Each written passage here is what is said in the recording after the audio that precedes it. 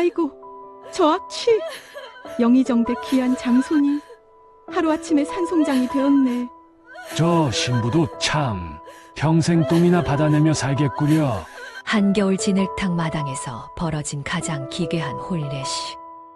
멍석에 내던져진 전신불수 새신랑의 바지에선 지독한 오물이 흘러나왔고, 언니 대신 팔려온 15 신부 덕이는 악취나는 지아비 앞에 엎드려 처절하게 오열했습니다. 사람들은 코를 막으며 그런 신부를 비웃었지요. 그날 밤 얼음장 같은 헛간 신혼방. 남편이 또다시 이부자리를 더럽히자 덕이는 원망 없이 맨손으로 닦아내며 뜨거운 눈물을 흘렸습니다. 그런데 바로 그 순간 시체처럼 널브러져 있던 남편의 두 눈에 번쩍 하고 무서운 안광이 돌더니 갑자기 짐승처럼 솟아올라 억센 손으로 덕이의 입을 확 틀어막는 것이 아니겠습니까? 쉿, 그가 꺼낸 것은 과연 무엇이었을까요? 환영합니다, 여러분. 새벽 야담의 이야기꾼입니다. 오늘도 찾아주신 모든 분들께 감사드리며 구독과 좋아요 한 번씩 눌러주시면 더 좋은 이야기로 보답하겠습니다. 오늘 여러분께 들려드릴 이야기는 조선시대의 권선징악을 주제로 제가 한 글자 한 글자 정성껏 빚어낸 순수 창작 야담입니다. 이야기 지금 시작합니다. 폭풍우가 몰아치던 칠흑 같은 밤이었습니다. 하늘에서는 벼락이 사정없이 내리꽂히고 빗줄기는 마치 하늘이 찢어진 듯 쏟아져 내렸지요. 그 어둠 속 조선 팔도에서 가장 높은 자리인 영의정 저택의 안방에서는 말로 다 할 수 없는 참극이 벌어지고 있었습니다. 영의정 대감께서 목을 부여잡고 고통스럽게 몸부림치셨습니다. 입에서는 시커먼 피가 콸콸 쏟아져 나왔고 그 옆에 누워 계신 부인 역시 온몸을 비틀며 처절하게 신음하고 계셨지요. 두 분의 입술은 이미 새까맣게 변해 있었고 눈에서는 핏물이 흘러내렸습니다. 방바닥에는 은으로 만든 비녀 하나가 나뒹굴고 있었습니다. 그 비녀는 부인께서 마지막 힘을 다해 탕약 사발에 담갔던 것인데 은빛이던 비녀가 새까맣게 변색되어 있었지요. 짐새의 독, 그 무서운 독약이 탕약에 섞여 있었던 것입니다. 형님, 형수님, 참으로 안타까운 일이오이다. 방문 앞에 서 있던 숙부 최악주가 차가운 미소를 지으며 중얼거렸습니다. 그의 손에는 궁중 어이가 몰래 건넨 독약 봉지가 들려 있었지요. 최악주는 천천히 방 안으로 들어가 바닥에 굴러다니는 약사발을 집어들었습니다. 이런 것이 남아있으면 안 되지. 그는 화로 앞으로 다가가 약사발을 단숨에 내리쳐 산산조각을 냈습니다. 도자기 파편이 사방으로 튀었고 증거는 그렇게 제 속으로 사라져 버렸습니다. 이제 이 가문은 내 것이다. 최악주의 눈빛에는 오랫동안 참아왔던 권력욕이 불꽃처럼 타오르고 있었습니다. 형이 영의정 자리에 오른 이후 그는 언제나 그림자에 가려진 동생이었지요.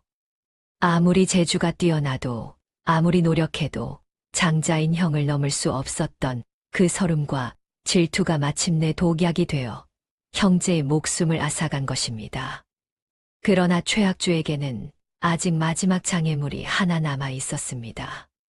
바로 형의 적장자 20살의 건장한 청년 최승원이었지요.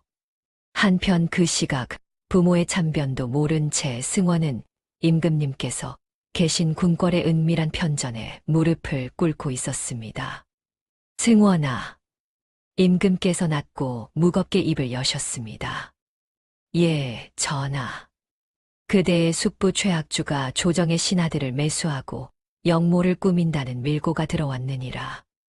허나 증거가 없어 함부로 손을 쓸 수가 없구나. 승원의 얼굴이 굳어졌습니다. 숙부가 평소 탐욕스럽고 권력을 밝힌다는 것은 알고 있었지만 역모라니요. 그대가 은밀히 조사하여라.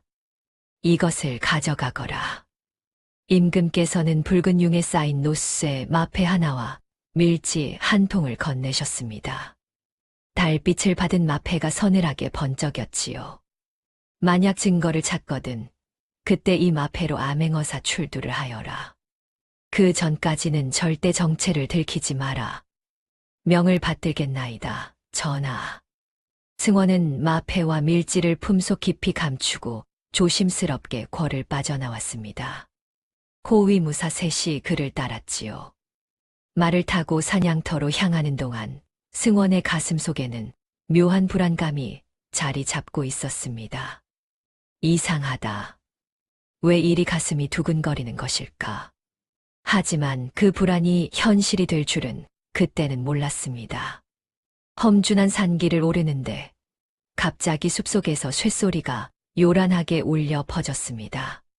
쉬익, 쉬익. 사방에서 화살이 빗발치듯 쏟아졌습니다. 맹독이 발린 화살촉이 달빛에 번뜩이며 승원 일행을 향해 날아들었지요. 으악! 적습이다. 도망치십시오. 호위무사들이 비명을 지르며 쓰러졌습니다. 승원의 어깨에도 화살 하나가 깊숙이 박혀 들어갔습니다. 컥! 승원이 탄 말이 앞발을 높이 치켜들며 비명을 질렀습니다. 그리고 그대로 옆으로 고꾸라지며 깎아지른 절벽 쪽으로 미끄러져 갔지요. 안 돼. 승원은 필사적으로 고삐를 잡았지만 소용없었습니다. 말과 함께 그대로 벼랑 아래로 곤두박질 쳤습니다. 쿵! 몸이 허공에 떠올랐다가 굽이치는 흙탕물 속으로 처박혔습니다. 바위에 온몸이 부딪히며 뼈가 으스러지는 고통이 밀려왔지요. 정신이 아득해지는 순간 승원은 마지막 힘을 다해 품속의 마패를 꽉 움켜쥐었습니다. 이것만은 지켜야 한다. 그 순간 승원은 결심했습니다. 바위 모서리에 자신의 머리를 세게 내리찧었습니다. 피가 터져 나왔고 그는 그대로 정신을 잃었지요. 이미 죽은 것처럼 보이게 하기 위해서였습니다. 며칠 뒤 최대감 댁에는 곡소리가 가득했습니다. 영의정 대감께서 돌연 급한 이로 승하하셨다. 부인께서도 함께 돌아가시다니. 하인들과 조문객들이 눈물을 흘렸지만 최학주의 눈에는 눈물 한 방울 없었습니다. 아니, 오히려 입가에 차가운 미소가 번지고 있었지요. 조카 승원은 어찌 되었느냐? 그게 사냥터에서 실족하여 벼랑 아래로 떨어졌다 하옵니다. 온몸의 뼈가 으스러지고 머리를 다쳐 대소변도 가리지 못하는 폐인이 되었다 하옵니다. 그래. 최학주는 속으로 쾌지를 불렀습니다. 완벽했습니다. 이제 이 가문의 모든 권력은 자신의 것이 되는 것이지요. 며칠 뒤 승원이 허름한 수레에 실려 대감댁으로 돌아왔습니다. 그의 모습은 처참했습니다. 눈동자는 초점을 잃었고 입에서는 침이 질질 흘러내렸지요. 온몸은 마비되어 손가락 하나 까딱할 수 없었습니다. 하인들은 승원을 뒤뜰 헛간에 짐짝처럼 내던졌습니다. 쯧쯧 영의정 대감의 장손이 이 꼴이 되다니. 전신불수라며 평생 저렇게 살겠구만. 아이고. 최학주는 승원이 누운 헛간을 내려다보며 차갑게 웃었습니다. 그리고 문득 묘한 생각이 떠올랐지요. 그래, 저 녀석을 바로 죽이는 것보다 서서히 고통 속에서 죽게 하는 게 더 재미있겠구나. 최학주는 서기를 불렀습니다. 혼담 하나를 준비하거라. 몰락한 양반가의 딸 중에서 가장 못난 것을 골라 저 폐인에게 시집 보내도록 하여라. 예, 나리. 그렇게 혼담이 오가기 시작했고 마침내 한 곳에서 혼처가 정해졌습니다. 가난한 양반가의 서녀, 이름하여 덕이라는 처자였지요. 붉은 사주단자가 덕인의 집에 도착한 날, 계모는 안방문을 걸어 잠그고 친딸 홍단에게 화려한 비단옷을 입혔습니다. 어미, 저 똥 싸는 병신한테 시집 가는 거 아니지요? 그럼 네가 어찌 그런 데를 가겠느냐? 덕이 그 천한 것을 보내야지. 계모는 부엌으로 달려가 가마솥을 닦고 있던 덕이의 머리채를 낚아챘습니다. 2년, 네 팔자에 시집 갈 곳이 생겼다. 어머니. 덕이는 영문도 모른 채 마당으로 질질 끌려 나왔습니다. 계모는 사정없이 덕이의 뺨을 후려쳤습니다. 입술이 터지며 피가 흘러내렸지요. 입 닥치고 가만히 있어. 내 주제에 시집이나 가게 된 걸 감사히 여겨라. 계모는 덕이의 터진 입술에 붉은 연지를 지시키듯 발랐습니다. 하인들이 새끼줄로 덕이의 손발을 포박했습니다. 안 돼요. 싫어요. 덕이가 발버둥 쳤지만 소용없었습니다. 낡은 혼례 가마 안으로 쑤셔 넣어졌고 밖에서는 망치질 소리가 둔탁하게 울렸습니다. 가마 문에 못을 박아버린 것이지요. 으흑, 흑. 어둠 속에서 덕이는 소리 없이 울었습니다. 가마는 흔들리며 험한 산길을 넘어갔고 빗물과 진흙이 가마 틈새로 스며들어 그녀의 무명 치마를 흥건히 적셨습니다. 저 멀리 청사초롱이 환하게 밝혀진 최대감댁의 소슬 때문이 보였습니다. 덕이를 기다리는 것은 지옥 같은 굴욕이었습니다. 비가 그치고 질척이는 진흙탕이 된 다음 날 아침이었습니다. 최대감댁 앞마당에서는 세상에서 가장 기괴하고 참담한 혼례식이 거행되고 있었지요. 담장 너머로 동네 사람들이 구경하러 몰려들었고 저마다 수군거리며 손가락질을 해댔습니다. 저것 봐라. 영의정댁 장손이 폐인이 되어 혼례를 올린다더니. 아이고, 저 신부도 참 팔자가 기구하구만. 대청마루에는 붉은 관복을 차려입은 최학주가 거만하게 앉아 호두알을 굴리고 있었습니다. 그의 입가에는 냉소가 번지고 있었지요. 자, 신랑을 모셔오너라. 최학주의 명령이 떨어지자 머슴들이 뒷간 쪽에서 허름한 나무 들것을 메고 나왔습니다. 들것 위에는 누런 누더기를 걸친 승원이 시체처럼 누워 있었습니다. 으악, 저것 봐라. 똥냄새가 진동을 하는구만. 코를 막아라. 머슴들은 진흙탕 한가운데 거친 멍석을 대충 깔았습니다. 그리고는 승원을 마치 도축된 고깃덩어리처럼 거칠게 내동댕이 쳤지요. 쿵. 승원의 몸이 멍석 위로 떨어지며 둔탁한 소리가 울렸습니다. 그의 눈동자는 초점을 잃은 채 허공만 바라보고 있었고 입에서는 침이 주르륵 흘러내렸습니다. 그 순간 승원의 낡은 바지가랭이 사이로 누런 소변이 흘러나왔습니다. 오줌이 멍석과 흙바닥을 흥건하게 적시며 지독한 악취가 사방으로 퍼져나갔지요. 으악, 저놈이 또 오줌을 싸는구나. 얼른 피해라. 냄새가 진동하잖아. 담장 너머 구경꾼들이 일제히 코를 틀어막으며 빗걸음질을 쳤습니다. 아낙네들은 치맛자락으로 코를 가리고 사내들은 인상을 구기며 손사래를 쳤지요. 영의정댁의 하나뿐인 장손이 저 꼴이라니. 참으로 기가 막히구만. 저 신부도 불쌍하다. 저런 병신과 평생을 살아야 하다니. 그때 최학주의 아들 최만석이 화려한 비단 두루마기를 휘날리며 멍석 앞으로 걸어 나왔습니다. 그의 발에는 고급 가죽신이 반짝반짝 빛나고 있었지요. 이봐, 사촌. 만석은 오만한 미소를 지으며 승원의 마비된 뺨을 가죽신 끝으로 툭툭 찼습니다. 크크크, 이게 무슨 꼴이냐? 영의정 댁 장손이라는 것이 똥이나 싸고 오줌이나 지리는 짐승이 되다니. 만석은 경멸이 가득 담긴 침을 승원의 얼굴 옆바닥에 뱉어버렸습니다. 구경꾼들 사이에서 낄낄대는 웃음소리가 터져 나왔지요. 바로 그때였습니다. 삐걱거리는 소리와 함께 대문 쪽에서 낡은 가마가 도착했습니다.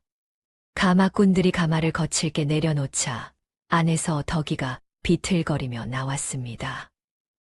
헉, 덕이의 모습은 처참했습니다. 머리에는 비뚤어진 싸구려 족두리가 얹혀 있었고 얼굴은 창백하기 그지없었지요. 터진 입술에는 피딱지가 선명하게 남아 있었고 그녀의 얇은 무명 저고리는 빗물에 젖어 몸에 달라붙어 있었습니다. 발에는 흙투성이 낡은 집신이 걸려 있었고 치마는 진흙과 빗물로 얼룩져 형체를 알아볼 수 없었습니다. 저것 봐라. 신부라는 것이 거지 꼴이구만. 허허, 짐승과 거지의 혼례라니 볼만하구려. 하인 둘이 덕이의 어깨를 거칠게 짓눌렀습니다. 그대로 멍석 위로 무릎을 꿇도록 강제로 눌러버렸지요. 꿇어라. 덕이의 무릎이 진흙과 오물이 섞인 멍석 위로 처박혔습니다. 차가운 물기가 치맛자락을 타고 올라와 그녀의 살갗을 적셨습니다. 지독한 악취가 코를 찔렀지만 덕이는 꾹 참았습니다. 그녀는 고개를 들어 자신의 지아비가 될 사람을 바라보았습니다. 초점을 잃고 침을 흘리는 승원의 얼굴이 눈에 들어왔습니다. 마비된 팔다리, 오줌을 싸며 누워있는 비참한 모습. 덕이의 가슴이 미어지듯 아팠습니다. 이 사람도 사람인데 어찌 이렇게 짐승 취급을 받아야 하는가. 덕이의 눈에서 굵은 눈물방울이 뚝 떨어졌습니다. 눈물은 진흙 바닥 위로 흘러내려 오물과 섞였지요. 최악주가 손뼉을 쳤습니다. 자, 혼례를 시작하거라. 쿵, 짝. 북소리가 둔탁하게 울렸습니다. 신부는 신랑에게 첫 번째 절을 올려라. 하인의 외침이 떨어지자 덕이는 파르르 떨리는 두 손으로 흙바닥을 꽉 움켜쥐었습니다. 그리고 천천히 상체를 숙여 이마가 멍석에 닿도록 깊숙이 절을 올렸습니다. 쿵. 덕이의 이마가 오물이 고인 멍석 위에 닿았습니다. 차갑고 끈적한 감촉이 이마를 타고 올라왔지요. 진흙과 오물이 섞인 물이 그녀의 이마를 적셨습니다. 크아하, 저것 봐라. 신부가 똥물에 얼굴을 처박고 있구나. 세상에 살다 저런 혼례는 처음 보는구만. 구경꾼들의 조롱 섞인 웃음소리가 마당을 가득 채웠습니다. 만석은 배를 잡고 웃어댔고 최악주는 차가운 미소를 지으며 그 광경을 지켜보았습니다. 덕이는 고개를 들었습니다.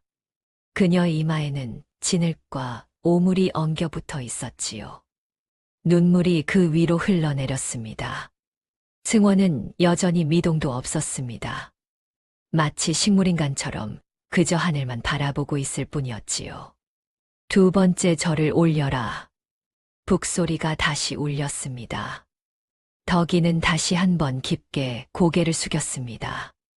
이번에는 더욱 깊이 엎드려 남편의 목까지 함께 절을 올렸습니다. 쿵. 오물이 그녀의 족두리를 적셨습니다. 머리에 꽂았던 싸구려 비녀가 멍석 위로 떨어져 나가 진흙탕에 처박혔지요. 쯔쯔, 신랑은 꼼짝도 못하니 신부 혼자 절을 하는구만. 저 여자도 참 불쌍하구려. 그래도 양반댁에 시집은 왔으니 굶어 죽지는 않겠지. 사람들의 수군거림은 더욱 커졌습니다. 어떤 이는 동정의 눈빛을 보냈고 어떤 이는 비웃음을 터뜨렸지요. 마침내 혼례가 끝났습니다. 혼례를 마치노라. 신랑 신부를 방으로 들이거라. 머슴들이 다시 들것을 들고 와 승원을 거칠게 실었습니다. 승원의 몸이 들것 위로 던져지며 그의 팔다리가 축 늘어졌지요. 자, 가자. 머슴들은 승원을 실은 들것을 메고 뒤뜰 쪽으로 향했습니다. 덕이는 비틀거리는 걸음으로 그 뒤를 따랐습니다. 그녀의 다리는 절뚝거렸고 집시는 이미 한쪽이 벗겨져 맨발이 진흙탕을 밟고 있었지요. 크크크, 신방을 차리는구나. 허허, 저 산송장은 남자 구실도 못할 터인데 무슨 신방이람. 뒤에서 만석에 조롱하는 목소리가 들려왔습니다. 덕이는 주먹을 꽉 쥐었지만 고개를 돌리지 않았습니다. 그저 묵묵히 남편의 뒤를 따를 뿐이었지요. 머슴들은 뒤뜰의 허름한 창고 앞에 멈춰 섰습니다. 문을 발로 걷어차며 열더니 승원을 안으로 거칠게 밀어 넣었습니다. 쿵. 승원의 몸이 차가운 방바닥 위로 떨어졌습니다. 신부도 들어가 하인이 덕이의 등을 떠밀었습니다. 덕이는 비틀거리며 방 안으로 들어갔고 뒤에서 문이 쾅 닫혔습니다. 끽끽. 문고리 걸리는 소리가 들렸습니다. 바깥에서 자물쇠를 채워버린 것이지요. 크크크, 첫날 밤 잘 보내거라. 하인들의 비웃음 소리가 멀어져 갔습니다. 방 안은 어두컴컴했습니다. 촛불 하나 없었고 창문은 판자로 막혀 있었지요. 오직 틈새로 새어 들어오는 희미한 달빛만이 방 안을 비추고 있었습니다. 덕이는 구석에 웅크려 앉았습니다. 그녀의 온몸은 오물과 진흙으로 범벅이 되어 있었고 터진 입술에서는 아직도 피가 배어 나왔지요. 바닥에 누운 승원은 여전히 미동도 하지 않았습니다. 다만 그의 입에서 침만 주르륵 흘러내릴 뿐이었습니다. 이것이 내 팔자구나. 덕이는 무릎을 꼭 껴안고 소리 없이 울었습니다. 눈물이 뺨을 타고 흘러내렸고 그녀의 어깨가 파르르 떨렸지요. 밖에서는 잔치 음악 소리가 흥겹게 울려 퍼지고 있었습니다. 최학주의 웃음소리와 술 마시는 소리, 기생들의 노랫소리가 들려왔지요. 하지만 이 차가운 창고 안에서는 오직 어둠과 절망만이 가득했습니다. 덕이의 첫날 밤은 그렇게 시작되었습니다. 구경꾼들이 모두 흩어지고 짙은 어둠이 깔린 늦은 밤이었습니다. 최대감댁의 연회는 한창이었지만 뒤뜰 창고에는 냉기만이 감돌고 있었지요. 촛불 하나 켜지지 않은 어두컴컴한 방 안에서 승원은 또다시 발작을 일으키듯 온몸을 비틀기 시작했습니다. 그의 입에서 신음이 새어 나왔습니다. 그리고 낡은 이불 위로 다시 대변이 쏟아져 나왔지요. 지독한 악취가 좁은 방 안을 순식간에 가득 채웠습니다. 방구석에 웅크려 앉아있던 덕이가 고개를 들었습니다. 어둠 속에서도 그 냄새가 코를 찔렀지요. 보통 사람이라면 고개를 돌리고 코를 막았을 것입니다. 하지만 덕이는 달랐습니다. 그녀는 조금도 주저하지 않고 치마를 걷어 올린 채 승원에게 다가갔습니다. 무릎으로 기어가는 그녀의 움직임은 조심스러웠고 눈빛에는 연민이 가득했지요. 이 사람도 사람인데. 덕이는 작게 중얼거렸습니다. 그녀는 구석에 놓인 차가운 항아리로 다가가 물을 퍼올렸습니다. 얼음장처럼 차가운 물이었지요. 손을 담그자 뼈가 시릴 정도였습니다. 덕이는 자신의 유일하게 깨끗한 속적삼을 내려다보았습니다. 잠시 망설이는 듯 했지만 곧 결심한 듯 두 손으로 적삼을 거침없이 찢었습니다. 찍! 천이 찢어지는 소리가 고요한 밤 공기를 갈랐습니다. 덕이는 찢어진 천 조각을 물에 적셨습니다. 얼음장 같은 물이 그녀의 손을 파고들었지만 그녀는 이를 악물고 참았지요. 잠시만 참으십시오. 덕이는 승원의 오물이 묻은 허벅지를 향해 물걸레를 가져갔습니다. 그리고 조심스럽고 정성스럽게 닦아내기 시작했습니다. 악취가 코를 찔렀지만 덕이는 눈살 한 번 찌푸리지 않았습니다. 마치 아기를 돌보듯 부드럽게 그러나 꼼꼼하게 남편의 몸을 닦아냈지요. 이 사람은 무슨 죄가 있어서 이런 고생을 하시는가? 덕이의 입에서 한숨 섞인 말이 흘러나왔습니다. 그녀는 더러워진 이불을 걷어내고 승원의 등을 닦아냈습니다. 차가운 물걸레가 승원의 등을 쓸어내렸지요. 원망의 탄식 한 번 없이 남편의 몸을 닦던 덕이의 눈에서 갑자기 뜨거운 눈물방울이 흘러내렸습니다. 눈물이 뺨을 타고 흘러 승원의 차가운 가슴팍 위로 뚝뚝 떨어졌습니다. 따뜻한 눈물이 승원의 살갗을 적셨지요. 바로 그 순간이었습니다. 초점을 잃은 채 침을 흘리던 승원의 두 눈에 갑자기 이체가 돌았습니다. 마치 꺼져 있던 등불에 불이 켜지듯 그의 눈동자에 선명한 빛이 번쩍였지요. 이불 속에 숨겨둔 그의 두 주먹이 피가 맺히도록 강하게 쥐어졌습니다. 손가락 마디가 하얗게 질릴 정도로 힘을 주었지요. 이 여인은 진심이다. 승원의 마음 속에서 무언가가 무너져 내리는 소리가 들렸습니다.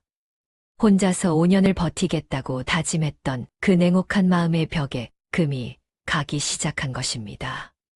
그 다음 순간, 시체처럼 늘어져 있던 승원이 용수철처럼 방바닥을 차고 벌떡 일어났습니다. 그의 움직임은 재빠르고 정확했지요. 덕이가 비명을 지르려는 순간 승원의 억센 소나귀가 번개처럼 뻗어나와 그녀의 입을 단숨에 틀어 막았습니다. 덕이의 눈이 공포에 질려 크게 떠졌습니다. 방금까지 전신불수 폐인이었던 남편이 갑자기 벌떡 일어나 자신을 제압한 것입니다. 이게 무슨 일인가? 승원은 다른 한 손으로 바닥을 더듬었습니다. 뜯겨진 방바닥에 귀퉁이를 잡아 걷어냈지요. 그리고 그 밑을 깊숙이 파헤치기 시작했습니다. 착, 착, 착. 손톱으로 흙바닥을 긁어내는 소리가 울렸습니다. 승원의 손톱 밑으로 피가 배어 나왔지만 그는 멈추지 않았습니다. 마침내 그의 손끝에서 무언가가 나타났습니다. 왕실의 붉은 융에 쌓인 물건이었지요. 승원은 그것을 조심스럽게 꺼내 들었습니다. 달빛이 틈새로 비춰 들어왔고 그 빛을 받아 노스의 마패가 서늘하게 번쩍였습니다. 덕이의 눈이 더욱 커졌습니다. 암행어사의 마패, 그것은 임금님께서 직접 하사하시는 물건으로 온 조선 팔도 어디에서든 권력을 행사할 수 있는 신표였지요. 승원은 마패와 함께 피로 얼룩진 밀지 한 통을 꺼냈습니다. 그리고 그것을 덕이의 눈앞에 펼쳐 보였습니다. 덕이는 입이 막힌 채로 밀지를 읽었습니다. 희미한 달빛 아래서도 글씨는 선명했지요. 최악주의 영모를 조사하라. 증거를 찾거든 암행어사로 출두하라. 그리고 그 밑에는 임금의 어보가 선명하게 찍혀 있었습니다. 덕이의 눈에서 눈물이 주르륵 흘러내렸습니다. 이제야 모든 것이 이해되었습니다. 왜 이 사람이 똥오줌을 싸며 폐인 행세를 해야 하는지. 승원은 천천히 덕이의 입에서 손을 떼었습니다. 덕이는 거친 숨을 몰아쉬었습니다. 그녀는 떨리는 목소리로 물었습니다. 나리, 이것이 정녕. 승원은 고개를 끄덕였습니다. 그리고 낮고 무거운 목소리로 말했습니다. 보름 전 나의 부모님께서는 숙부 최악주에게 독살당하셨소. 세상에. 덕이의 입에서 신음 같은 소리가 흘러나왔습니다. 짐새의 독이었소. 궁중 어이를 매수하여 탕약에 독을 탔지요. 승원의 목소리는 떨리고 있었습니다. 부모님의 죽음을 떠올리는 것만으로도 가슴이 찢어지는 듯했지요. 나 또한 죽을 뻔했소. 사냥터에서 숙부가 보낸 자객들에게 습격을 당했소이다. 그러면. 하지만 임금님께서 미리 밀지를 주셨기에 살아남을 수 있었소. 벼랑에서 떨어지며 스스로 머리를 찧어 폐인처럼 위장한 것이오. 승원은 자신의 머리를 가리켰습니다. 그곳에는 아직도 아물지 않은 상처가 있었지요. 숙부는 나를 전신불수 폐인이라 여기고 방심할 것이요. 하지만 내가 멀쩡하다는 것을 알게 되면 반드시 다시 손을 쓸 것이요. 그래서 이렇게 폐인 행세를 하며 저들을 방심하게 한 뒤 증거를 모아야 하오. 숙부가 뇌물을 받은 장부, 신하들을 매수한 증거, 영모를 꾸민 서찰들을 찾아야 하오. 승원의 눈빛이 불꽃처럼 타올랐습니다. 그리고 그 증거들을 모두 모아 암행어사로 출두하여 숙부의 목을 치고 부모님의 원한을 풀어야 하오. 덕이는 숨을 죽이고 승원의 말을 들었습니다. 그의 목소리에는 뼈를 깎는 복수심이 배어 있었지요. 허나 부인. 승원이 덕이를 똑바로 바라보았습니다. 이 일을 이루기 위해서는 5년의 세월이 필요하오. 5년이옵니까? 그렇소. 최학주는 교활하고 치밀한 자요. 증거를 완벽하게 숨겨놓았을 것이요. 그것을 하나하나 찾아내려면 긴 시간이 필요하오. 승원의 목소리가 무겁게 가라앉았습니다. 그 5년 동안 나는 계속 이렇게 폐인 행세를 할 것이요. 똥오줌을 싸고 침을 흘리고 짐승 취급을 받아야 하오. 나리. 부인 또한 마찬가지요. 낮에는 나를 폐인으로 대해야 하고 숙부와 그의 아들 만석의 온갖 구박을 견뎌야 하오. 작은 어머니도 부인을 괴롭힐 것이오. 승원의 눈빛이 흔들렸습니다. 뜨거운 국을 뒤집어 쓸 수도 있고 몽둥이로 맞을 수도 있소. 굶주릴 수도 있고 온갖 수모를 당할 수도 있소이다. 부인은 나를 원해서 온 것도 아니지 않소. 계모에 의해 팔려온 것이라 들었소. 그런데 어찌 5년이나 되는 긴 세월을 이런 지옥에서 보낼 수 있겠소? 승원의 목소리에는 미안함과 절망이 섞여 있었습니다. 차라리 지금 도망치시오. 내가 길을 열어드리겠소. 이 집을 빠져나가 멀리 도망치시오. 그것이 부인을 위한 길이오. 하지만 덕이는 고개를 저었습니다. 아니옵니다. 나리. 부인. 소녀는 비록 천한 서녀의 몸이오나 한 번 혼례를 올린 이상 나리는 소녀의 지아비이십니다. 덕이의 목소리는 떨렸지만 단호했습니다. 지아비를 버리고 도망치는 것은 사람이 할 짓이 아니옵니다. 더욱이 나리께서는 부모님의 원수를 갚고 나라의 간신을 벌하기 위해 이 고생을 하시는 것이 아니옵니까? 허나 5년이란 세월이 5년이든 10년이든 소녀는 나리 곁을 지키겠나이다. 덕이는 승원의 손을 꽉 잡았습니다. 그녀의 손은 작고 거칠었지만 그 안에 담긴 의지는 강철처럼 단단했지요. 나리께서 똥오줌을 싸시면 소녀가 닦아드리겠나이다. 나리께서 맞으시면 소녀가 대신 맞겠나이다. 나리께서 굶으시면 소녀가 먹을 것을 구해오겠나이다. 부인. 승원의 눈에서 눈물이 주르륵 흘러내렸습니다. 부모님이 돌아가신 후 처음 흘리는 눈물이었습니다. 고맙소, 정말 고맙소. 승원은 천천히 무릎을 꿇었습니다. 그리고 덕이를 향해 깊게 머리를 조아렸습니다. 나리, 안 됩니다.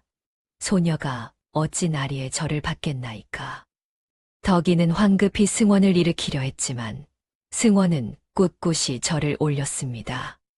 자신과 함께 지옥 같은 5년을 걸어가겠다는 이 여인에 대한 감사의 표시였지요. 잠시 후 두 사람은 오물이 뒹구는 차가운 방바닥에 마주 앉았습니다. 부인, 한 가지 더 부탁이 있소. 말씀하시옵소서, 나리. 밤마다 숙부의 서재에 잠입하여 증거를 찾아야 하오. 하나 내가 직접 움직이면 들킬 위험이 크오. 승원이 덕이의 눈을 똑바로 바라보았습니다. 부인께서 남장을 하고 담을 넘어 서재에 들어가 매물 장부를 베껴 오실 수 있겠소? 위험한 일이오. 들키면 목숨을 잃을 수도 있소. 하지만 덕이는 주저없이 고개를 끄덕였습니다. 하겠나이다. 소녀가 반드시 해내겠나이다.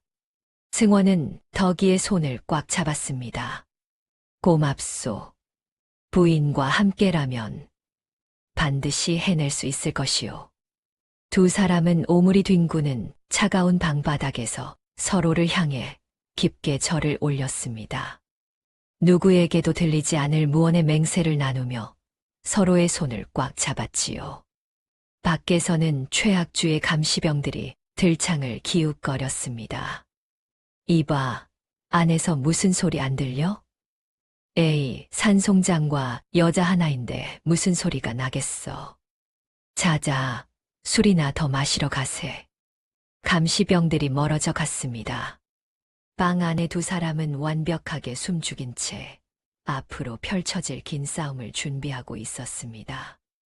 5년이라는 지옥 같은 세월이 이제 막 시작되었습니다. 혹독한 겨울과 찌는 듯한 여름이 5번이나 뒤바뀌었습니다. 세월이란 참으로 무심한 것이지요. 아무리 고통스러워도 아무리 처절해도 시간은 멈춰서지 않고 흘러갔습니다.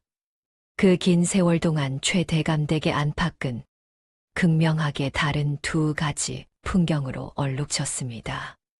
한겨울 꽁꽁 얼어붙은 개울가였습니다. 춥다. 가스무살이 된 덕이는 맨손으로 얼음을 깨고 있었습니다. 차가운 얼음 조각이 그녀의 손등을 베어 피가 흘러나왔지만 멈출 수 없었지요. 산더미 같은 승원의 기저귀를 빨아야 했으니까요. 딱, 딱, 딱. 방망이질 소리가 얼어붙은 겨울 하늘에 울려 퍼졌습니다. 덕이의 손은 동상에 걸려 새빨갛게 부어올라 있었습니다.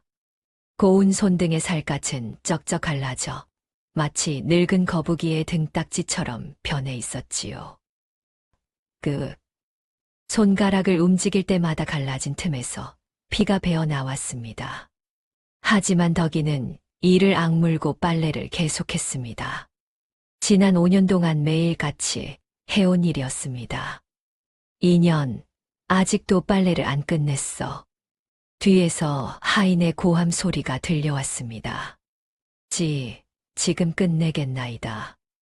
덕이는 황급히 대답하며 얼어붙은 손으로 빨래를 짜냈습니다. 하얀 입김이 그녀의 입에서 후하고 새어나왔지요. 대감댁 안채로 돌아온 덕이는 작은 시어머니가 계신 안방으로 들어갔습니다. 손에는 방금 지은 따끈한 밥상을 들고 있었지요. 어머님, 진지를 가져왔나이다. 늦었구나, 2년. 죄송하옵니다. 덕이가 고개를 숙이며 밥상을 내려놓으려는 순간이었습니다. 쨍그랑. 작은 시어머니가 펄펄 끓는 뜨거운 국그릇을 집어 던져버렸습니다. 뜨거운 국물이 덕이의 얼굴과 목덜미를 적셨습니다. 으악. 이런 식은 밥을 누가 먹으라고 가져왔어. 당장 다시 지어와. 예. 덕이는 뜨거운 국물에 데인 목덜미를 부여잡으며 비틀거리다 밖으로 나왔습니다. 살갗이 벌겋게 부풀어 올라 물집이 잡혔지만 눈물 한 방울 흘리지 않았습니다. 참아야 한다. 참아야 해. 덕이는 납작 엎드려 바닥에 떨어진 밥알을 하나하나 주워 담았습니다. 지나가던 하인들이 그 모습을 보고 킥킥 웃어댔지요. 저것 봐라. 바닥에 떨어진 밥알을 주워 먹는구나. 폐인의 아내는 저렇게 비굴하게 사는 거야. 하지만 그것은 모두 연기였습니다. 모두가 잠든 깊은 밤이 되면 덕이는 완전히 다른 사람으로 변했습니다. 검은 장옷을 푹 눌러 쓴 덕이가 창고 문을 살며시 열었습니다. 방바닥에는 승원이 여전히 산송장처럼 누워 있었지요. 하지만 덕이가 문을 닫는 순간 승원이 벌떡 일어나 덕이의 어깨를 붙잡았습니다. 조심하시오. 오늘 밤 숙부의 서재에 불이 켜져 있소. 알겠나이다. 나리. 덕이는 고개를 끄덕이고 허리춤에 숨긴 작은 단도를 확인했습니다. 그리고 날렵한 고양이처럼 창문을 타고 밖으로 빠져나갔습니다. 휙! 덕이의 몸이 담장을 가볍게 뛰어넘었습니다.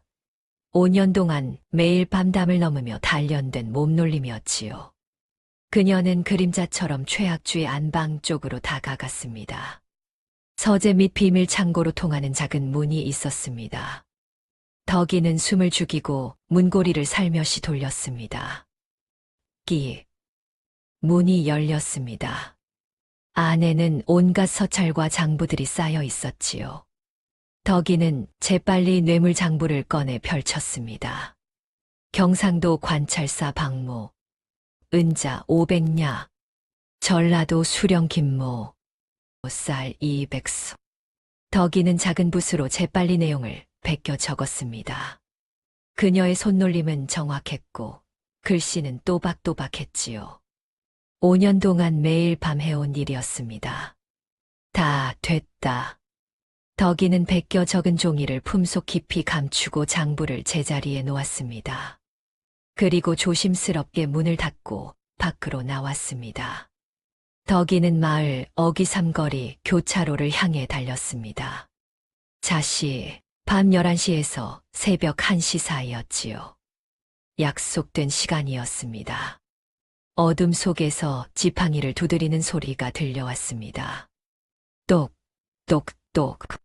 눈먼 보찜장수였습니다. 도성에서 파견된 암행어사 출두조의 연락책이었지요. 덕이는 장호 틈으로 베껴 적은 뇌물 장부와 승원의 호패를 건넸습니다. 보찜장수는 그것을 보찜 깊숙이 숨긴 채 고개를 끄덕였습니다. 잘 전하겠소. 감사하옵니다. 덕이는 다시 그림자처럼 사라졌습니다. 보찜장수 역시 어둠 속으로 천천히 걸어갔지요. 그의 보찜 속에는 지난 5년 동안 모아온 수백 장의 증거 서류들이 들어 있었습니다. 한편 덕이를 사지로 몰아넣었던 계모와 홍단의 삶은 완전히 달랐습니다. 으하하하, 대박이로구나.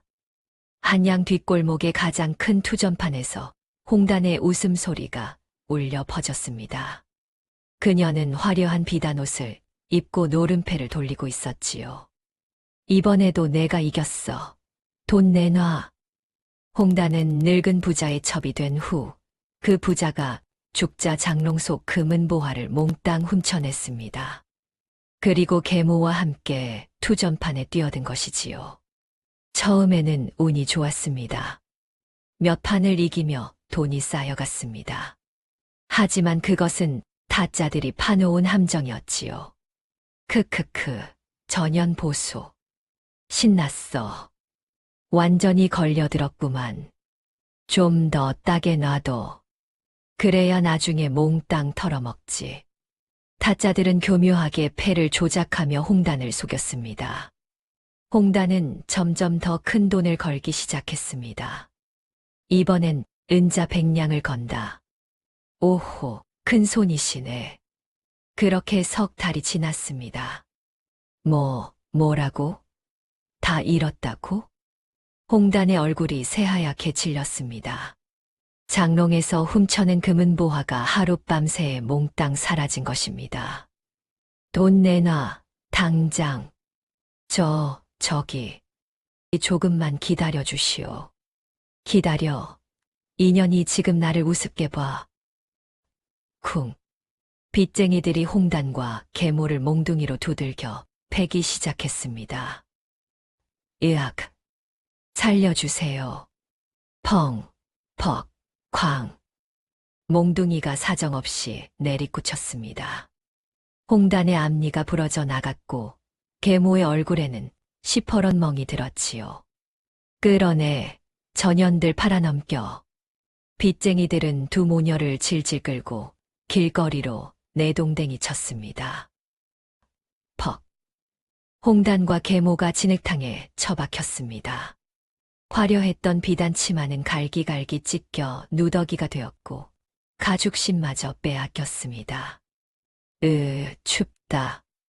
맨발로 진흙탕을 헤매는 두 모녀의 모습은 처참했습니다. 예전의 화려함은 온데간데 없고 거지보다도 못한 꼴이 되어 있었지요. 어미, 배고파. 나도 배고프다.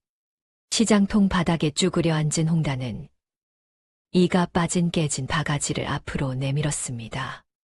그리고 지나가는 행인들의 바지가랭이를 붙잡고 적선을 구걸했습니다. 제발 밥 한 술만. 저리 가, 더러운 거지년. 퍽. 행인이 홍단을 발로 차버렸습니다. 홍단은 그대로 진흙탕에 고꾸라졌지요. 홍단의 눈에서 눈물이 흘러내렸습니다. 예전에 자신이 내쫓았던 덕이가 떠올랐습니다. 이 덕이는 지금 어떻게 살고 있을까? 하지만 그녀는 몰랐습니다. 자신이 사지로 몰아넣었던 덕이가 지금 어떤 삶을 살고 있는지. 5년의 세월은 덕이를 강철 같은 여인으로 단련시켰습니다. 낮에는 비굴한 며느리로, 밤에는 날랜 그림자, 어사로 살아가며 조금씩, 그러나 확실하게 복수를 준비하고 있었던 것이지요. 반면 허영심과 탐욕으로 가득했던 계모와 홍단은 가장 밑바닥의 시궁창으로 떨어졌습니다. 인과응보는 이미 시작되고 있었습니다. 마침내 5년의 치밀한 정적 제거 끝에 최악주가 조선의 최고 권력인 영의정 자리에 오르는 성대한 취임 연회 날이 밝았습니다. 으하하하, 드디어 내가 이 자리에 올랐구나. 최악주는 거울 앞에서 붉은색 흉배가 달린 화려한 대례복을 입으며 쾌제를 불렀습니다. 5년 전 형을 독살하고 조카를 산송장으로 만든 후 그는 온갖 뇌물과 매수로 조정의 신하들을 하나씩 제거해왔지요. 아버님, 축하드리옵니다. 만석이 들어와 절을 올렸습니다. 그 역시 화려한 비단 두루마기를 입고 있었지요. 크크크, 만석아. 이제 이 나라의 모든 권력이 우리 손안에 있다. 최악주는 수염을 쓰다듬으며 오만한 웃음을 터뜨렸습니다. 대감댁 소슬대문 앞에는 수십 개의 붉은 청사초롱이 화려하게 불을 밝히고 있었습니다. 마당에는 통째로 구운 돼지와 소고기, 온갖 산의 진미가 산더미처럼 쌓인 잔치상이 차려져 있었지요. 영의정 대감마님 납시옵니다. 부웅. 나팔 소리가 울려 퍼졌습니다. 최악주가 팔걸이 의자에 거만하게 앉자 고을 수령들과 양반들이 줄지어 와서 절을 올렸습니다. 영의정 대감마님 축하드리옵니다. 하하하, 수고들 하셨소. 실컷 먹고 마시게나.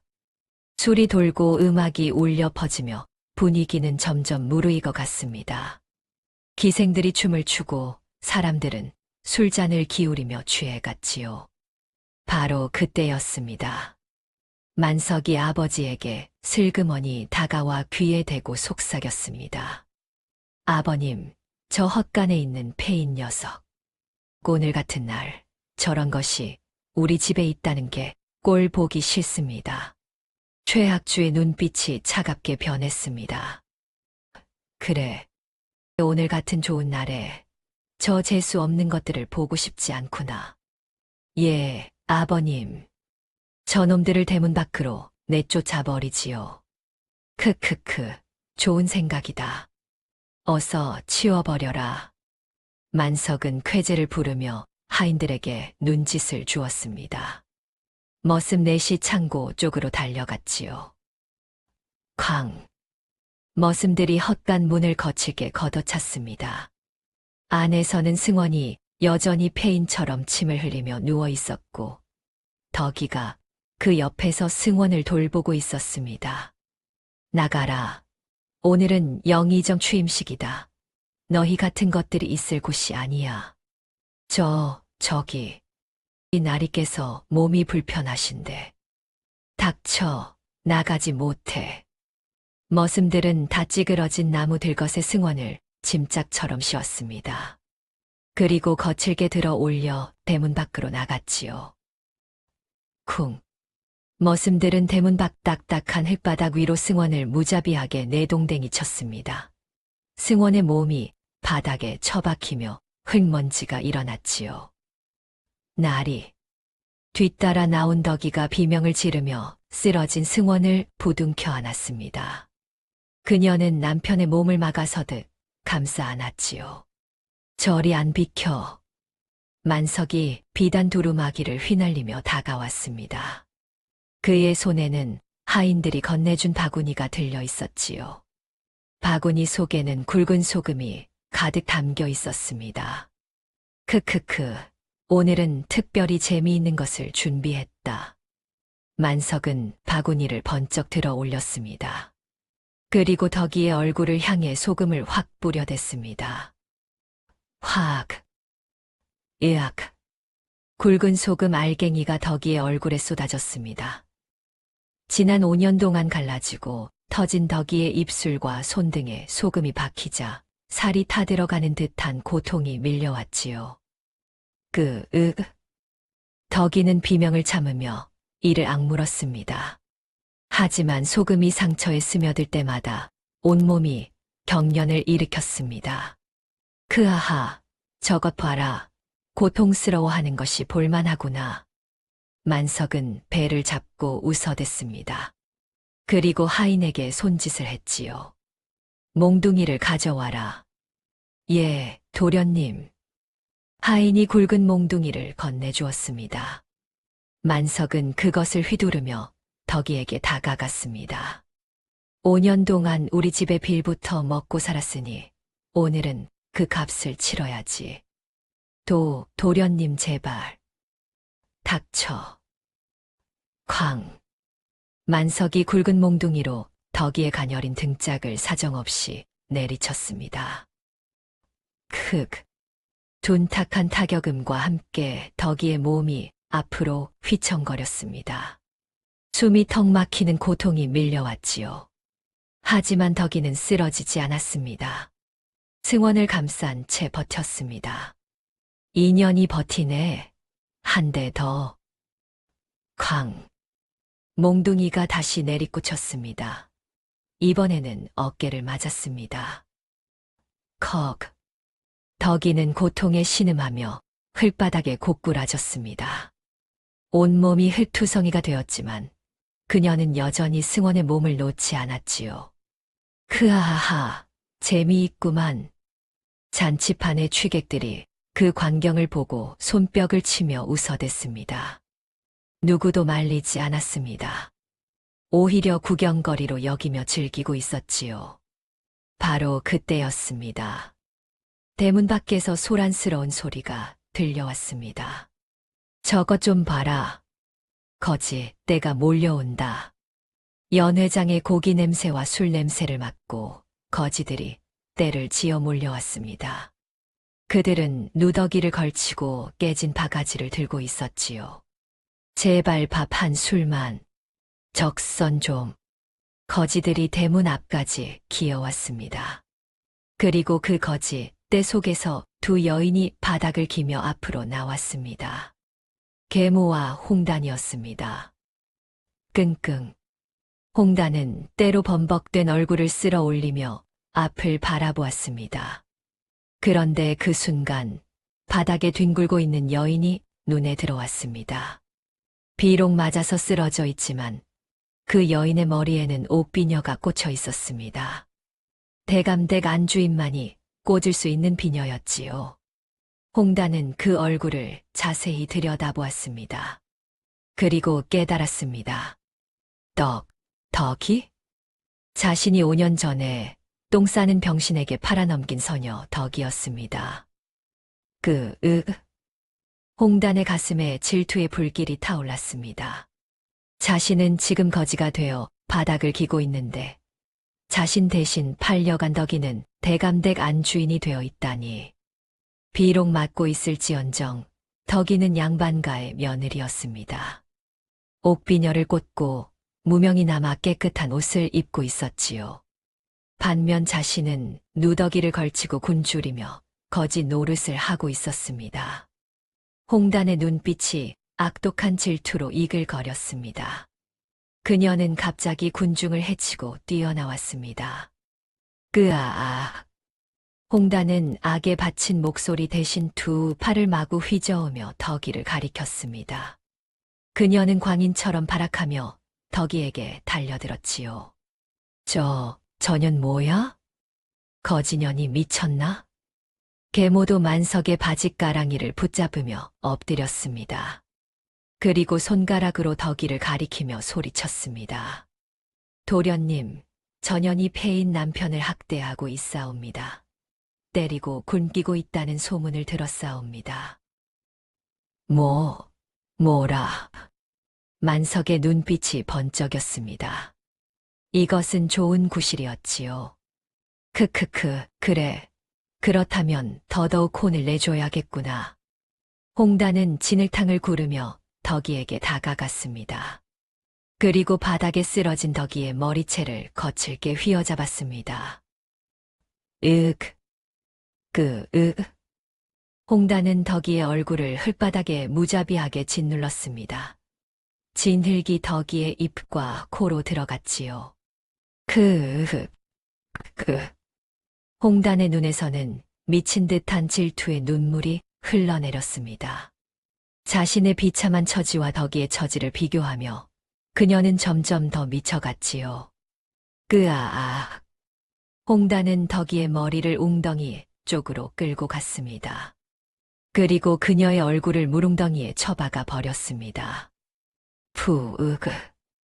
덕이는 물을 들이마시며 고통스럽게 몸부림쳤습니다. 하지만 홍단은 놓지 않았습니다. 오히려 더 세게 눌렀지요. 전현을 떼어내. 구경꾼 중 한 명이 소리쳤지만 아무도 나서지 않았습니다. 오히려 재미있다는 듯 구경만 하고 있었지요. 가장 비참한 모습으로 다시 얽힌 질긴 악연의 굴레 속에서 덕이는 흙먼지를 삼키며 오직 승원의 손끝만 간절히 바라보았습니다. 나리. 승원은 여전히 폐인처럼 침을 흘리며 누워 있었습니다.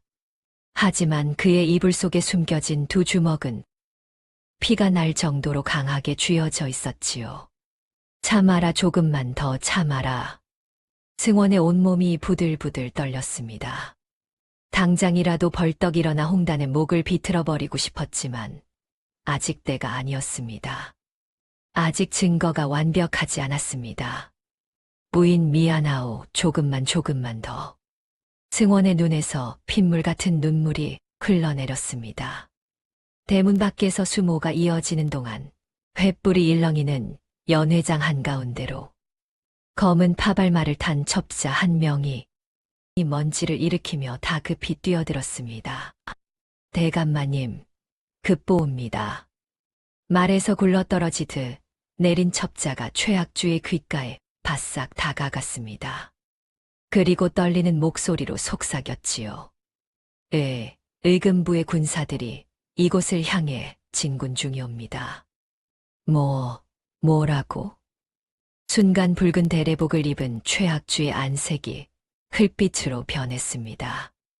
그가 들고 있던 옥잔이 손에서 미끄러져 바닥에 떨어졌지요. 쨍그랑. 옥잔이 산산조각 나며 술이 사방으로 튀었습니다. 젠장, 들켰단 말인가. 최악주의 머릿속이 빠르게 돌아갔습니다. 5년 전 형을 독살하고 조카를 벼랑에서 밀어버린 일, 뇌물을 받고 신하들을 매수한 일, 모든 것이 들켰다면? 아니다, 증거가 없을 것이다. 증거만 없으면. 그런데 문득 한 사람이 떠올랐습니다. 최승원, 그 녀석이 살아있다.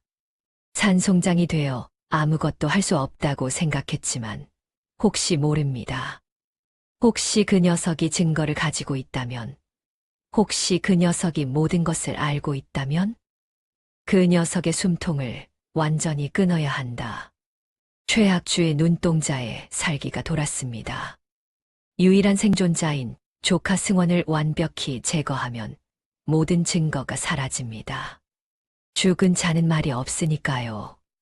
최학주는 넓은 관복 소매에서 시퍼런 단검을 빼들었습니다. 짐새의 독이 발린 날카로운 검이었지요. 바로 5년 전 형을 독살할 때 사용했던 그 독약이었습니다. 저 폐인을 죽여야 한다. 최학주는 독검을 꽉 쥐고 대문 밖 들것이 있는 곳을 향해 성큼성큼 걸어 나갔습니다. 영의정의 손에 들린 독검이 달빛에 번뜩이자 주변의 구경꾼들과 기생들이 비명을 지르며 좌우로 갈라져 길을 텄습니다. 저게 뭐야? 칼이다. 칼을 들었어. 살기를 뿜어내며 다가오는 최학주의 모습을 본 계모와 홍단은 공포에 질려 뒷걸음질을 쳤습니다. 으악. 두 모녀는 엉켜 넘어지며 진흙 바닥을 기었습니다. 자신들까지 베일 수 있다는 극도의 공포에 사로잡혔지요. 깍. 홍단은 옆에 쓰러져 있던 덕이의 무명 치맛자락을 거칠게 끌어당겼습니다. 두 모녀는 사색이 된 얼굴로 억지로 덕이를 일으켜 세웠습니다. 그리고 다가오는 최학주의 칼날 정면으로 덕이의 등을 강하게 밀쳐버렸습니다. 으악. 영문도 모른 채 밀려난 덕이는 중심을 잃고 최학주의 코앞까지 비틀거리며 내던져졌습니다. 완벽한 인간 방패가 된 것이지요. 방해되는군. 최학주는 방해물이 된 덕이를 자비 없이 베어버리기 위해 독검을 머리 위로 높이 치켜들었습니다. 죽어라. 크악. 뾰족한 칼끝이 덕이의 얇은 저고리를 찢고 가슴팍에 닿기 직전이었습니다. 바로 그 찰나.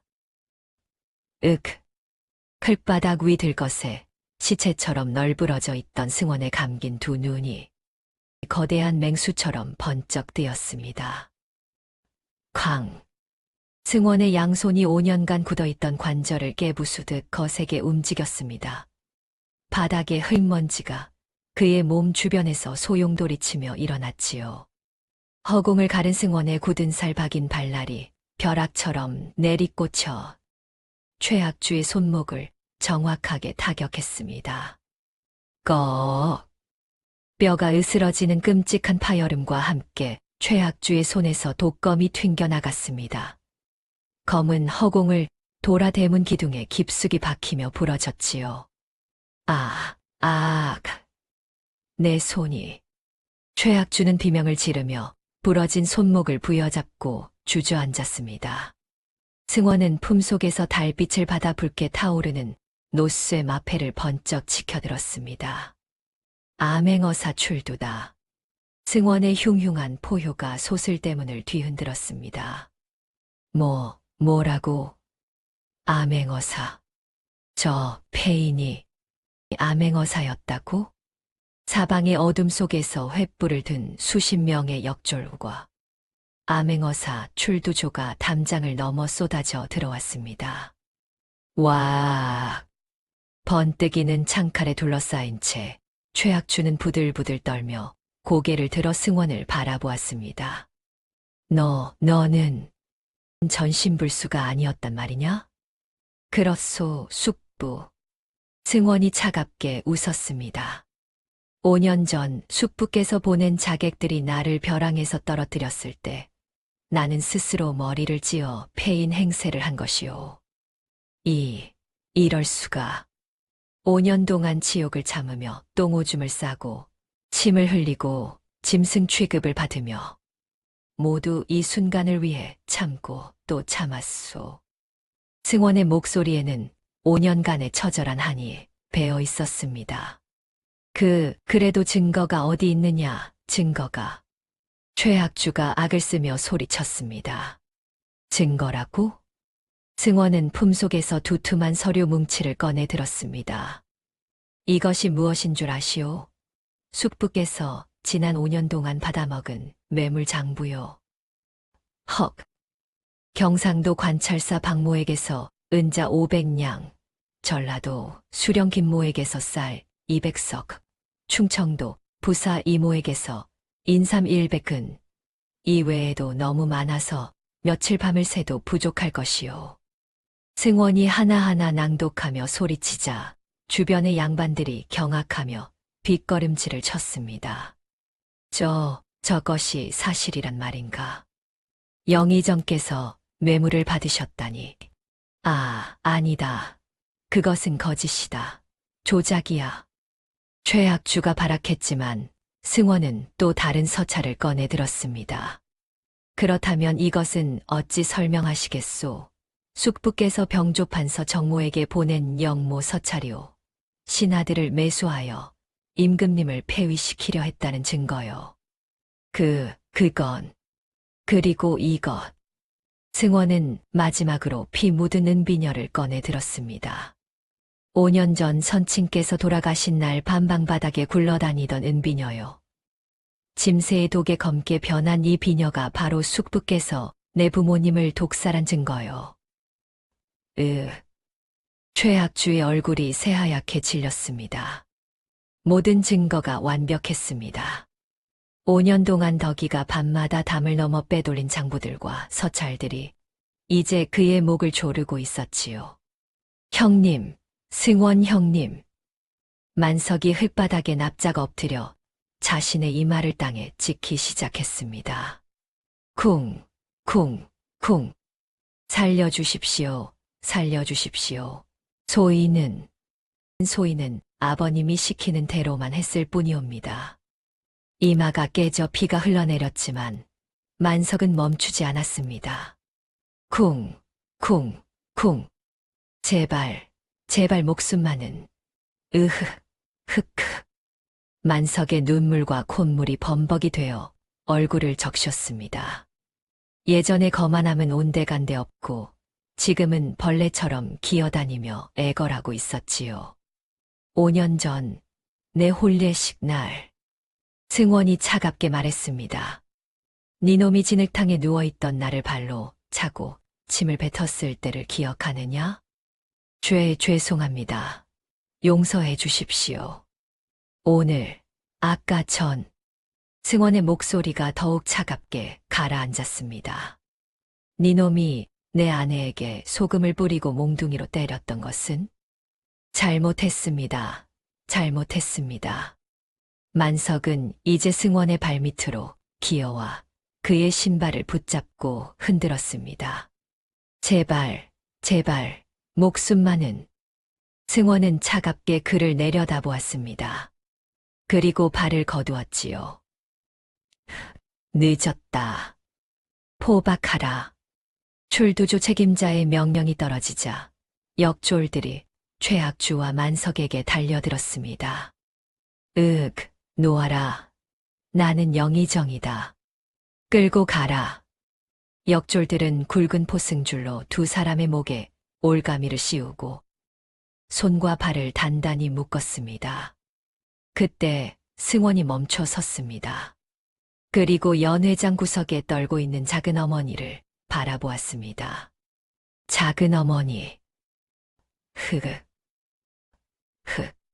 작은 시어머니는 공포에 질려 벽에 등을 붙이고 떨고 있었습니다. 5년 동안 내 아내에게 모진 시집살이를 시키고 밥도 제대로 주지 않으셨지요? 저는 그냥 염려 마시오. 작은 어머니께서는 직접 영모에 가담하지 않으셨으니 목숨은 건지실 것이오. 승원이 차갑게 말했습니다. 하지만 평생 과부로 사시며 절간 구석에서 참회하시게 될 것이오. 작은 어머니는 그대로 주저앉아 통곡했습니다. 끌고 가라. 역졸들이 최학주와 만석을 질질 끌고 갔습니다. 최학주는 극도의 공포에 질려 화려한 관복 바지에 오줌을 지리며 입에 하얀 거품을 물었지요. 최학주는 그대로 뒤로 넘어가며 기절해 버렸습니다. 잔치판은 순식간에 아비규환의 지옥으로 변했습니다. 며칠 뒤 한양의 관찰사 추국장이었습니다. 붉은 죄수복을 입은 최학주 부자가 형틀에 묶여 있었습니다. 죄인 최학주, 최만석. 너희는 형을 독살하고 조카를 살해하려 하였으며 뇌물을 받고 국법을 농단하고 역모를 꾸민 대역죄인이다. 억울하옵니다. 어명이시다. 최학주와 최만석은 능지처참에 처한다. 으악. 형장으로 끌려간 두 사람은 처절하게 울부짖었습니다. 망나니들이 그들의 팔다리에 밧줄을 묶고 소 4마리를 끌어왔지요. 꺄악, 으악, 으악. 처절한 비명소리가 추국장의 하늘을 찢어놓듯 울려 퍼졌습니다. 형장을 지켜보던 백성들은 고개를 돌렸고 관리들조차 눈을 질끈 감았습니다. 능지처참의 극형이 집행된 것입니다. 잠시 후 형장에는 정적만이 흘렀습니다. 역적 최학주와 최만석은 그렇게 이 세상에서 살아했습니다. 한편 포도청 앞마당에서는 계모와 홍단이 무릎 꿇린 채 결박당해 있었습니다. 너희는 은혜를 원수로 갚고 거짓 고발로 선량한 사람을 모함한 죄로 관노비로 정한다. 안 됩니다. 형리가 벌겋게 달궈진 쇠인들을 들어 올렸습니다. 지익, 끄아악. 두 모녀의 이마에 노자 화인이 지워지지 않게 새겨졌습니다. 복수는 완성되었습니다. 매서운 피바람이 지나가고 따스한 봄꽃이 만발한 이듬해 예전의 위용을 되찾은 으리으리한 영의정 저택의 안방문이 열렸습니다. 가슴에 화려한 학이 수놓아진 당상관의 관복을 입은 승원이 다정하고 굳건한 걸음걸이로 안방 한가운데를 가로질러 걸었습니다. 방 안에는 왕실에서 하사한 최고급 비단 당의를 입은 덕이가 맑고 기품 있는 미소를 머금은 채 승원을 맞이하고 있었지요. 부인, 아침 진지는 드셨소? 예, 나리. 그런데 덕이의 얼굴이 갑자기 창백해지더니 그녀는 황급히 입을 막으며 방 밖으로 뛰쳐나갔습니다. 우흑. 부인. 승원이 놀라 뒤따라 나가자 덕이는 마당 한 구석에서 방금 먹은 아침밥을 토해내고 있었습니다. 헛. 부인, 어디 편찮으신 것이오? 승원이 덕이의 등을 쓰다듬어 주며 걱정스럽게 물었습니다. 아, 아니옵니다. 나리. 괜찮사옵니다. 덕이는 창백한 얼굴로 고개를 저었습니다. 하지만 승원은 불안한 마음에 곧장 의원을 불렀지요. 의원, 어서 부인을 진맥해 보시오. 백발의 의원이 덕이의 맥을 짚었습니다. 잠시 후 의원의 얼굴에 환한 미소가 번졌습니다. 축하드리옵니다. 나리. 뭐라고? 부인께서 태기가 있으십니다. 석 달은 되신 듯하옵니다. 태기라고?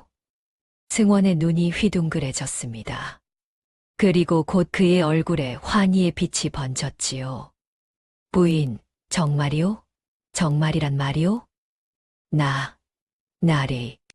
덕이는 부끄러운 듯 고개를 숙였습니다. 그녀의 뺨이 붉게 물들었지요. 으하하하, 하늘이시여, 감사하옵니다. 승원은 덕이를 조심스럽게 안아 올렸습니다. 나리, 몸 조심하셔야지요. 부인, 혹시 아픈 데는 없소? 불편한 데는? 승원은 덕이를 마치 깨지기 쉬운 보물단지처럼 조심조심 안방으로 모셨습니다. 그리고 부드러운 비단, 이불 위에 살며시 눕혔지요. 부인, 이제부터는 무거운 것 들지 마시오. 아니, 아무것도 하지 마시오. 모든 것은 하인들이 할 것이오. 나리, 소인은 괜찮사옵니다. 안 돼요. 절대 안 돼요. 승원은 덕이의 손을 꽉 잡았습니다. 그의 눈에서 뜨거운 눈물이 흘러내렸습니다.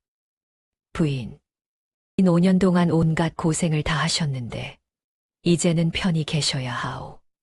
우리 아이도 건강하게 낳으셔야 하지 않겠소. 나리. 덕이의 눈에서도 눈물이 흘러내렸습니다. 승원은 무릎을 꿇고 덕이의 손을 잡았습니다. 그녀의 손은 여전히 거칠었습니다. 5년 동안 똥기저귀를 빨고 얼음을 깨고 담을 넘으며 생긴 흉터들이 손등 가득 남아 있었지요. 승원은 그 손을 자신의 두 손으로 조심스레 감싸 쥐었습니다. 그리고 품속에서 영롱한 비취색 옷가락지를 꺼냈습니다. 이것은 어머니의 유품입니다. 승원의 목소리가 떨렸습니다. 나리, 부인이 아니었다면 나는 5년을 버티지 못했을 것이요. 부인이 아니었다면 부모님의 원한을 풀지 못했을 것이고. 그리고 승원은 덕이의 배를 향해 살며시 손을 가져갔습니다. 이 아이도 또 만나지 못했을 것이요. 나리. 승원은 옷가락지를 덕이의 손가락에 조심스럽게 끼워 주었습니다. 햇살을 받은 옷가락지가 은은하게 빛났지요. 고맙소. 정말 고맙소. 승원은 덕이를 꽉 껴안았습니다. 두 사람의 눈에서 눈물이 멈추지 않고 흘러내렸지요. 며칠 뒤 궁궐에서 임금의 교지가 내려왔습니다. 어명이시다.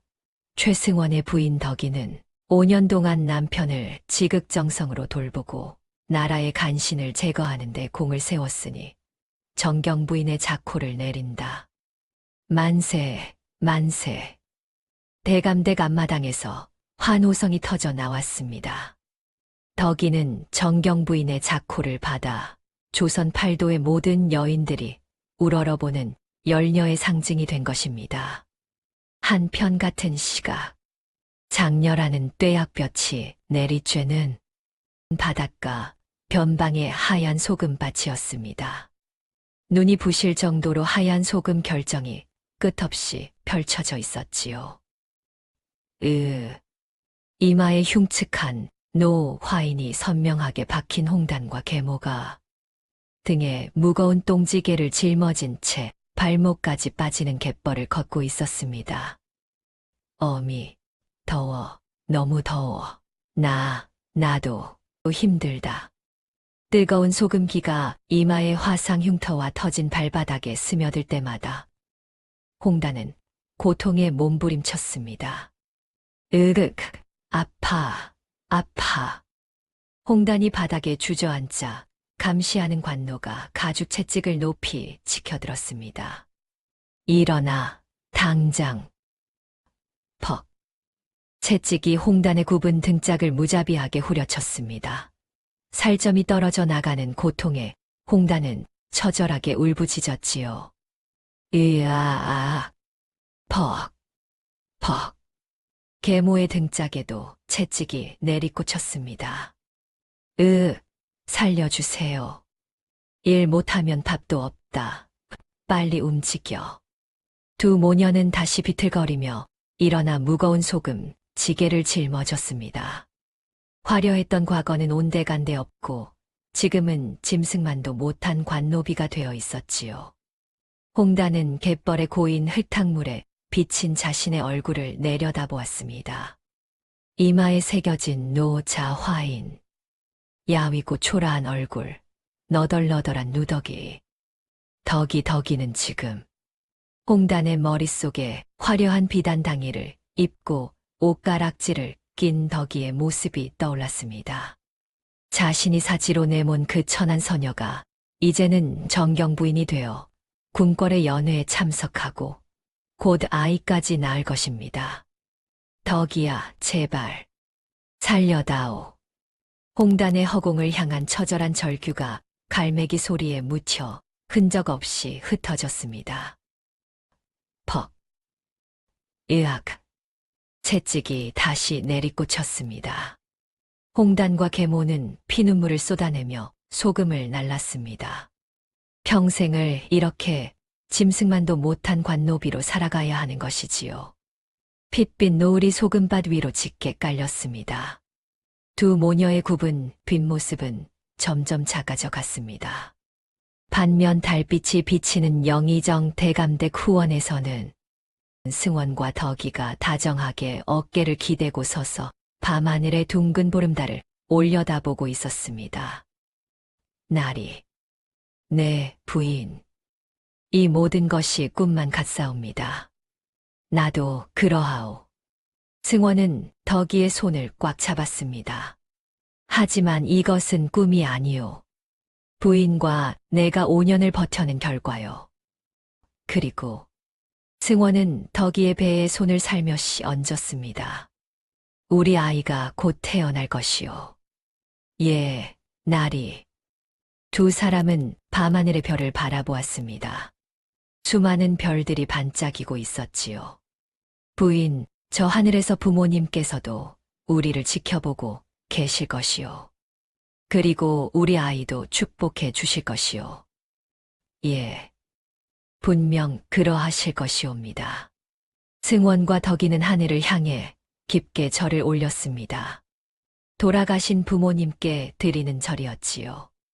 바람이 불어와 덕이의 비단 치마를 살랑거렸습니다. 봄꽃 향기가 은은하게 퍼져나갔습니다. 아무리 혹독한 시련 속에서도 대의와 선함을 잃지 않으면 반드시 하늘이 보답한다는 불변의 진리가 달빛 아래 두 사람의 그림자 위로 깊게 새겨졌습니다.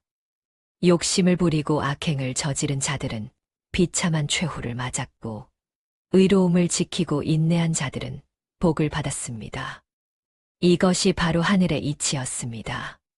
여러분, 5년이라는 긴 세월 동안 똥오줌을 닦아내고 밤마다 담을 넘으며 버텨낸 덕이와 승원의 이야기 어떠셨습니까? 세상에는 아무리 어두운 밤이라도 반드시 새벽이 찾아오는 법입니다. 욕심을 부리고 남을 해친 자들은 결국 하늘의 벌을 받았고, 의로움을 지키며 인내한 이들은 복을 받았지요. 이것이 바로 우리 조상들이 전해 내려온 권선징악의 진리가 아니겠습니까? 오늘 이야기가 마음에 드셨다면 여러분의 따뜻한 좋아요와 구독 하나가 저에게는 큰 힘이 됩니다. 댓글로 소감 한마디 남겨주시면 더욱 감사하겠습니다. 다음에는 더욱 재미있고 감동적인 옛 이야기로 찾아뵙겠습니다. 건강하십시오. 고맙습니다.